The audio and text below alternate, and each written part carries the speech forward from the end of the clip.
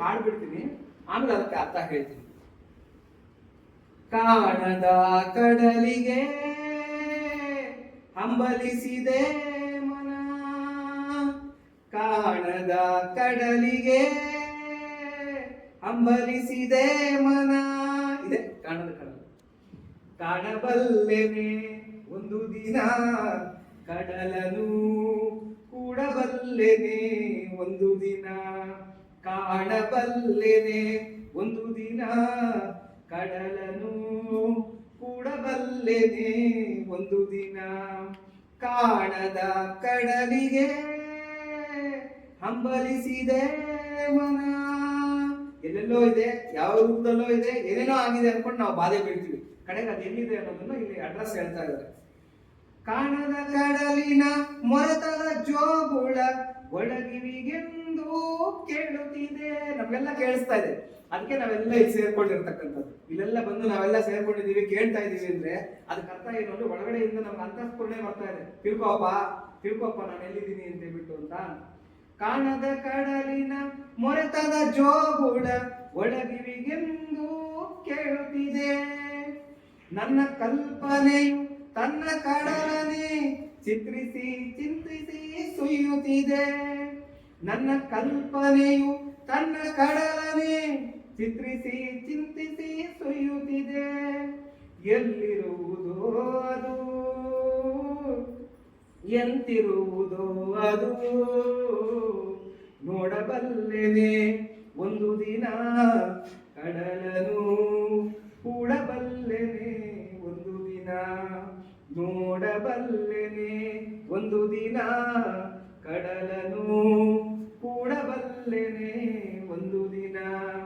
ಕಾಣದ ಕಡಲಿಗೆ ಹಂಬಲಿಸಿದೆ ಮನ.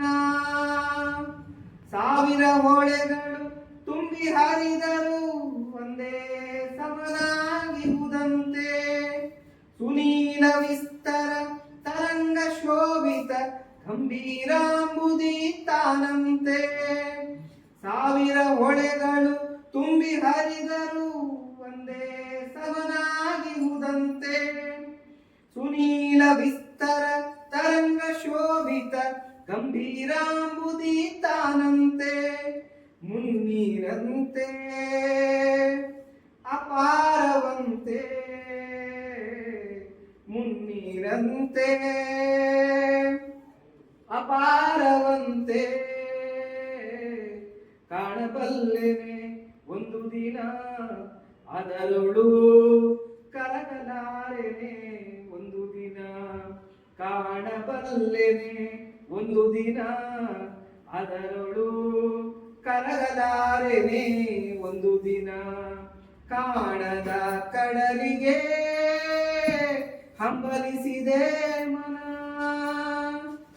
ಜಟಿಲ ಕಾನನದ ಕುಟಿಲ ಪದಗಳಲ್ಲಿ ಹರಿವ ತೊರೆಯು ನಾನು.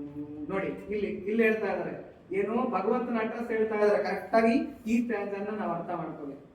ಜಟಿಲ ಕಾನನದ ಕುಟಿಲ ಪದಗಳಲ್ಲಿ ಅಂದ್ರೆ ನಾವೇನಾಗಿದ್ದೀವಿ, ಕಂಟಾಮಿನೇಟೆಡ್ ಆಗ್ಬಿಟ್ಟಿದ್ದೀವಿ. ಜಟಿಲ ಕಾನನದ ಕುಟಿಲ ಪದಗಳಲ್ಲಿ ಹರಿವ ತೊರೆಯು ನಾನು. ನಾನು ಅಂದ್ರೆ ನನ್ನ ಇಂಡಿವಿಜುವಾಲಿಟಿ ಇದೆಯಲ್ಲ ಅದು. ಹರಿವ ತೊರೆಯು ನಾನು. ಎಂದಿಗಾದರೂ ಕಾಣದ ಕಡಲಿಗೆ ಸೇರಬಲ್ಲೆನೇನು. ನಾನು ಅಂತಕ್ಕಂಥದನ್ನ ಬಿಟ್ಟು ಅದ್ರೊಳಗೆ ನಾನು ಕರಗೋದಕ್ಕಾಗತ್ತಾ, ಸೇರೋದಕ್ಕಾಗತ್ತಾ ಅಂತ ಇಲ್ಲಿ ಹೇಳ್ತಾರೆ. ಜಟಿಲ ಕಾನನದ ಕುಟಿಲ ಪಥಗಳಲ್ಲಿ ಹರಿವ ತೊರೆಯು ನಾನು.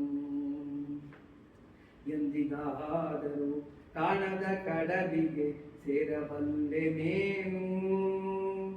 ಸೇರಬಹುದೇ ನಾನು ಕಡಲ ನೀಲಿಯೊಳು, ಕರಗಬಹುದೇ ನಾನು, ಕರಗಬಹುದೇ ನಾನು, ಕರಗಬಹುದೇ ನಾನು ಅಂತ ಹೇಳ್ತಾರೆ. ಅಂದ್ರೆ ಇವಾಗ ನಾನು ಅಂತ ಏನ್ ಹೇಳ್ತಾ ಇದ್ದೀನಿ ಅದೇ ಪರಮೇಶ್ವರ. ನಾನು ಅಂತಕ್ಕಂಥದ್ದನ್ನು ಯಾವತ್ತು ಬಿಡ್ತೀನಿ ಆವತ್ತು ಕರಗೋಗ್ತೀನಿ. ಅದು ಉಪ್ಪಿನ ಬೊಂಬೆ ಏನ್ ಮಾಡ್ತಂತೆ, ಸಮುದ್ರದ ಆಳನ್ನ ತಿಳ್ಕೊಳ್ಳೋದಕ್ಕೆ ಅಂತ ಹೋಯ್ತಂತೆ. ಕಾಲಿಟ್ಟಿದ ತಕ್ಷಣ ಏನಾಗುತ್ತೆ, ಸಮುದ್ರನೇ ಆಗೋಗ್ಬಿಡುತ್ತೆ. ನಾವೇನ್ ಅನ್ಕೊಂಡಿದೀವಿ, ಎಲ್ಲೋ ಕೈಲಾಸ ಐತಂತೆ, ಎಲ್ಲೋ ವೈಕುಂಠ ಐತಂತೆ, ಎಲ್ಲೋ ಪರಮೇಶ್ವರ ಆಯ್ತಾನಂತೆ ಅಂತ ತಿಳ್ಕೊಳ್ತಾ ಇದೀವಿ. ಆದ್ರೆ ಇಲ್ಲಿ ನಮ್ಮ ಇಂಡಿವಿಜುವಲ್ ಆಗಿರ್ತಕ್ಕಂಥ ವ್ಯಕ್ತಿತ್ವಗಳಲ್ಲಿ ಪರಮೇಶ್ವರನೇ ಆಟ ಆಡ್ತಾ ಇರ್ತಕ್ಕಂಥದ್ದು. ಹಾಗಾಗಿ ಕೇಲತಿ ಬ್ರಹ್ಮಾಂಡೇ ಭಗವನ್ ಕೇಲತಿ ಬ್ರಹ್ಮಾಂಡೇ ಅಂತ ಇಡೀ ಬ್ರಹ್ಮಾಂಡ ಭಗವಂತ ಲೀಲೆ ಆಡ್ತಾ ಇದ್ದಾನೆ. ಇಲ್ಲಿ ಎಲ್ಲ ನಿಮ್ಮ ರೂಪದಲ್ಲಿ ನನ್ನ ರೂಪದಲ್ಲಿ ಎಲ್ಲ ಕೂಡ ತೋರ್ಕೊಂತ ಇರ್ತಕ್ಕಂಥದ್ದು ಪರಮಾತ್ಮನೇ. ಆದ್ರೆ ನಾವೇನು ತಿಳ್ಕೊಂಡ್ಬಿಟ್ಟಿದೀವಿ, ಪರಮಾತ್ಮನೇ ನಮ್ಮ ರೂಪದಲ್ಲಿ ಇದ್ದಾನೆ ಅಂತ ಅನ್ನೋದನ್ನ ಗೊತ್ತಿಲ್ದಿರಾ ನಾವು ನಮ್ಮ ಇಂಡಿವಿಜುವಾಲಿಟಿ ನಾನು ಅಂತಕ್ಕಂಥದ್ದು. ಅದಕ್ಕೆ ಕನಕದಾಸರಿಗೆ ಒಂದ್ಸಲಿ ವ್ಯಾಸರಾಯರು ಕೇಳ್ತಾರೆ, ಅಪ್ಪ ವೈಕುಂಠಕ್ಕೆ ಯಾರು ಹೋಗ್ತಾರೆ ಅಂತ ಹೇಳ್ಬಿಟ್ಟು.